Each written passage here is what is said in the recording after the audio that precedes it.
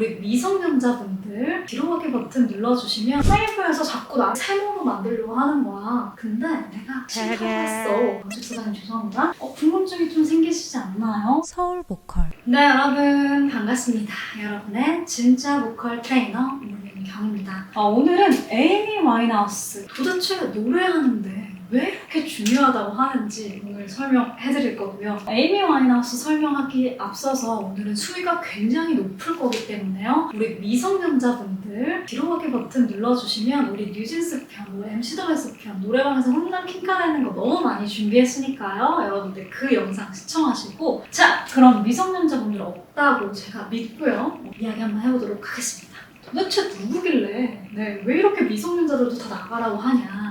에이미 와인하우스는요, 약물 중독으로 27살에 사망한 천재 아티스트입니다. 영국계 싱어송라이터고요. 아주 어린 나이에 20살 때 앨범을 낸 에이미 와인하우스에게는 내 노래는 내가 써야지, 그리고 내가 정말 있었던 일들을 쓰는 게 그게 진짜 노래 아니야? 뭐 이런 아티스트적 고집이 있었다고 합니다. 에이미 와인하우스는요, 어렸을 때 가정에 불화가 있었습니다. 아버지가 바람을 폈어요. 에이미 와인하우스가 그때서부터 삐뚤어져 나갔다고 해요. 굉장히 반항적인 기질이 강했고요. 근데 그러던 중에 할머니랑은 굉장히 친했다고 합니다. 근데 할머니가 이 에이미 와인하우스의 재능을 발견하고요, 예술학교로 보냅니다. 근데 여기서 잘려요. 왜냐면 그때 반항 시기라고 했잖아요. 난리가 난 겁니다, 학교에서. 그래서 잘라요. 그래서 에이미 와인하우스가 이제 갈 데가 없으니까 라이브 클럽에 갑니다.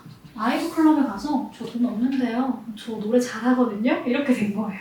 근데 사장님이 에이미의 재능을 한눈에 알아보고요, 그래 노래 불러, 이렇게 된 거예요. 그래서 에이미는 이 라이브 클럽에서 노래를 하면서 성장을 해나가기 시작합니다.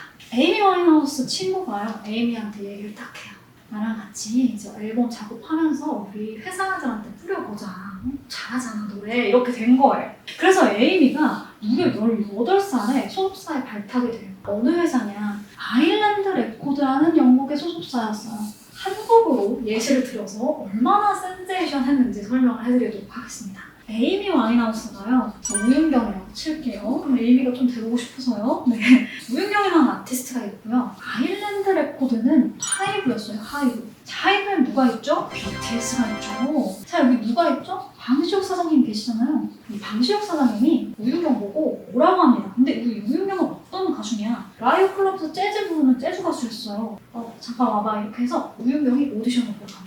기타를 딱 들고 내 노래를 막 띵까띵까 불러요. 자, 그랬는데 방시혁 사장님이 박수를 막 치더니 의자를 딱 꺼내줍니다. 앉으라고 하더니 종이 한 장을 이제 줘요. 바로 계약서. 그날 불러서 그날 계약을 하고요. 그러고 나서 이제 앨범이 나옵니다. 근데 2003년에 프랭크라는 앨범이 나와요.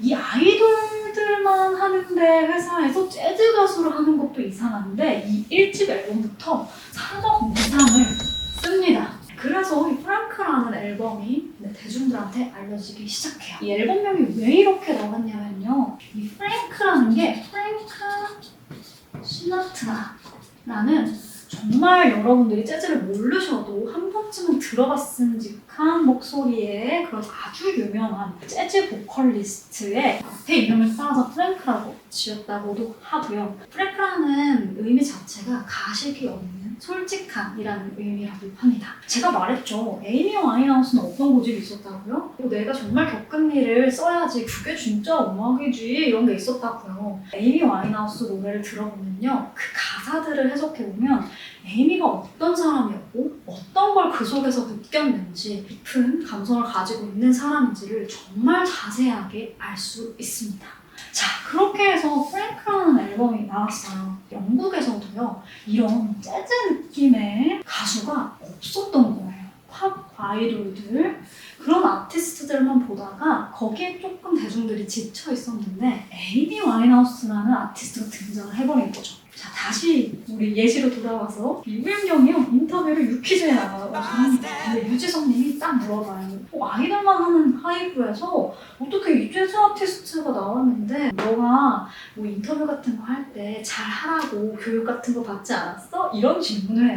그랬더니 우윤경이 뭐라고 하냐면요, 하이브에서 자꾸 나 세모로 만들려고 하는 거야. 근데 내가 실패했어. 날것에 막 멘트를 막 하기 시작해요. 그리고 뭐 음악 이야기가 나오면 추렁추렁 해가지고 막 얘기를 하다가 사생활적인 질문들이 들어가면 살짝 이렇게 언짢은 느낌도 막 풍겨냅니다. 자, 그게 대중들한테 너무 신선했던 거예요. 진짜 대박이다. 아주 정말 리얼 아티스트네. 이렇게 좋게 봐준 거예요.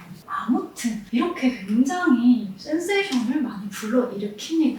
자, 그렇게 해서 프랭크라는 앨범을 잘 마쳤는데 에이미가 계속 당구를 치러 다녔어요. 술도 마시고 클럽도 막 다니고 한 거죠. 근데 그 와중에 세기의 러브 만났습니다. 블레이크라는 남자를 만났어요. 풀네임은 블레이크 필더 11입니다. 욕한 거 아닙니다. 진짜 이름 11이에요. 블레이크가 어떤 사람이냐면 클럽에 가가지고 클럽에 있는 여자들을 다 꼬시는 그런 사람이었다고 합니다. 플러스 마약 중독자였어요.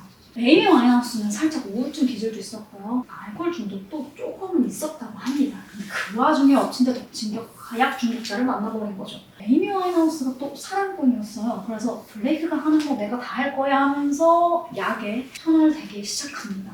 네, 그러면서 사생활적인 문제로 더 논란이 가해집니다. 약을 너무 많이 한 다음에 칼부림하고 그럼 파파라치들의 아주 좋은 고객님이 되겠죠. 파파라치들이 어느 정도로 에이미를 괴롭혔냐면요. 풀 지나갈 수 없을 정도의 플래시 사례를 매일매일 겪어요. 그러면서 뭐에 더 빠지겠죠? 마약에 더 빠지게 됩니다. 정말 하드한 마약까지 손을 댔다고 해요. 이제 우연경에 그러고 다닌 거예요. 근데 이제 하이브에서 가만 냅둘 리가 없죠. 방시혁 사장님이 다시 부릅니다. 야, 우연경 언제적 프랭크야? 너 우리랑 계약한 거 잊었어? 곡수한 말이야. 방식 사장님 죄송합니다. 근데 그때 마침 블레이크가 전 여자친구한테 돌아간다고 해요. 헤어짐을 고하면서 제 에이미 와인하우스가 슬픔에 젖어 있을 때쯤 이 닉이라는 에이미를 좀 많이 아꼈던 매니저가 있었어요. 근데 닉이 에이미한테 말합니다. 지금 앨범 작업을 할 때가 아니야. 재활원에 가서 치료 먼저 받자. 몸이 먼저지. 근데 에이미는 가기 싫었던 겁니다. 그래서 닉을 잘라요. 닉을 자르고 그 대신 이 재활원에 가라고 했었던 그 이야기를 2집 앨범에 재활원에 가기 싫어 했던 그 노래가 대박이 났는데요. 그 노래가 리헵이라는 재활원이라는 뜻이거든요. 싫어로 대박이 났습니다. 근데 이제 블레이크랑 헤어졌겠다 이때다 싶어가지고 앨범을 만든 그게 백투 블랙이라는 앨범입니다. 정말 전설의 2집 앨범이고요. 이 백투 블랙 안에 이 리액이 포함되어 있는 겁니다. 백투 블랙의 인기가 어느 정도였냐면요. 2년 뒤에 이게 입소문을 타서 우리 그 유명한 역주행을 하면서 2006년에 발매가 된 앨범인데 2008년에는요. 미국으로 넘어가서 그래미 어워즈를 5개나 수상합니다. 정말 얼마나 대단한 일이었냐면요. 그래미 어워즈 수상할 때 에이미가 약물 중독자였잖아요. 미국에서 입국 거부를 당해요. 그래미 어워즈를 영국에서 에이미 와인하우스만 따로 촬영을 하면서 이제 진행을 하게 되는데요. 올해 신인상부터 올해 아티스트상, 올해 앨범상, 올해 퍼포먼스상 이렇게 해가지고 골고루 5개를 다 받아버립니다. 그 정도로 아주 대단한 앨범이었다. 1,700만 장을 더 넘게 판매한 기록도 있을 만큼 정말 유명한 이렇게 앨범이 나옵니다. 자, 여기서 또 비극이 시작되는 게 백투블랙으로 엄청 떴잖아요. 전 여자친구한테 간다고 했던 이 블레이크가 돌아옵니다. 네. 근데 에이미는 정말 많이 사랑했었던 것 같아요. 슬픈 재회를 받아줍니다. 그래서 둘이 결혼도 해요.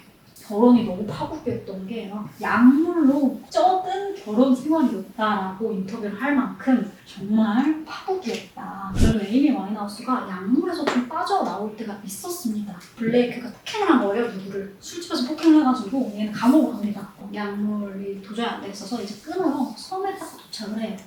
그래서 그래도 몇 개월간 굉장히 잘 있었는데 아버지가 좀 잘못된 선택을 해가지고 촬영팀을 유명해지기 싫었던 에이미 와인하우스에게 촬영팀을 끌고 갑니다. 그래서 이 마약을 쉴 수 있는 정말 좋은 시기를 놓쳐버려요. 그 와중에 또 해변에서 남자친구들이랑 안고 있었던 사진을 찍혔는데 감옥에 있던 블레이크가 이혼 신청을 또 합니다. 그런 다음에 그냥 어영부영 다시 영국으로 돌아와서요. 월드 투어가 결정이 된 거예요. 유럽 투어였어요. 유럽 투어. 제가 말했죠. 에이미는 어떤 사람이라고요? 이 안에 내가 겪은 슬픔이 다 있는 사람이라고요. 근데 이 뷰티블럭은 계속 불러야 되는 유럽 투어가 결정이 돼버린 거예요. 그래서 유럽으로 또 넘어갑니다. 그때가 마지막 공연이었는데요. 그때는 약물은 끊었지만 알코올 중독에 다시 되면서 약물 때문에 몸을 가눌 수 없을 정도가 돼서 다 취소가 됩니다. 근데 에이미가 그때 취소가 되면서 하는 말이 뭔지 아셨나요? 처음에 우리 닉 있었죠, 닉. 재활원 가라고 했었던 매니저 있었잖아요. 잘렸잖아요.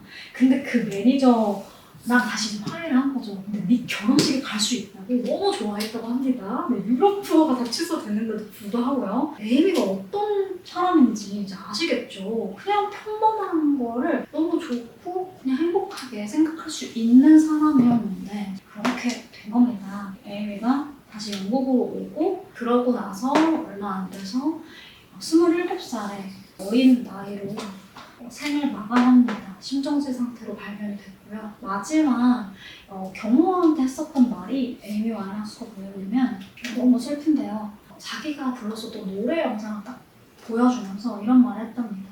나 노래 너무 잘한다.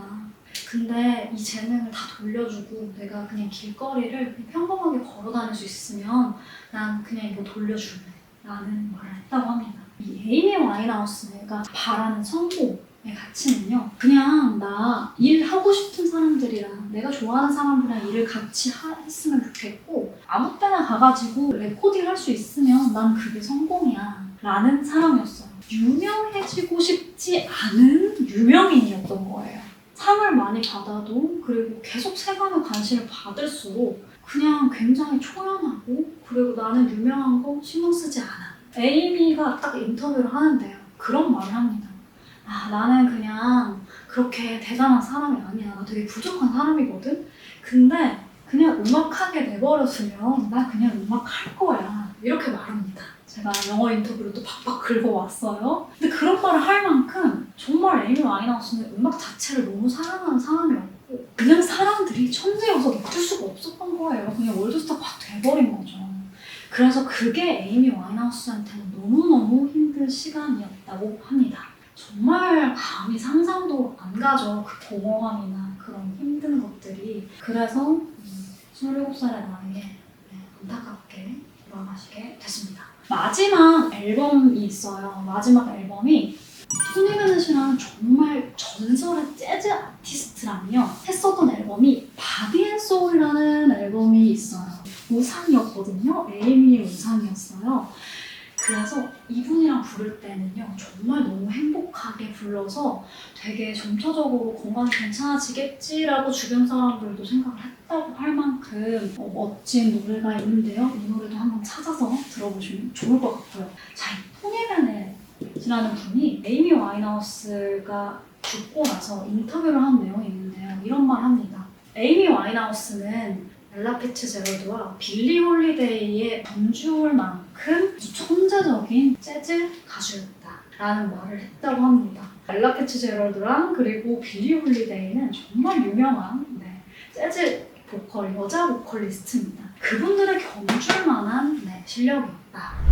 오늘 이렇게 에이미 와인하우스에 대해서 저랑 아주 깊이 자세하게 이야기해봤습니다. 이렇게 아티스트를 아는 걸로도 굉장히 노래가 많이 늘거든요. 그리고 궁금증이 좀 생기시지 않나요? 이 앨범들 한 번씩 들어보시면 아주 노래하는 데 도움이 많이 될 겁니다. 특히 리듬 연습하시는 데 너무 좋을 거고요. 저랑 다음 시간에 더 자세하게 노래까지 배워볼 겁니다. 저는 지금까지 서울보컬 우윤경 보컬 트레이너였고요. 그럼 다음 영상에서 봐요. 안녕. 우윤경의 서울보컬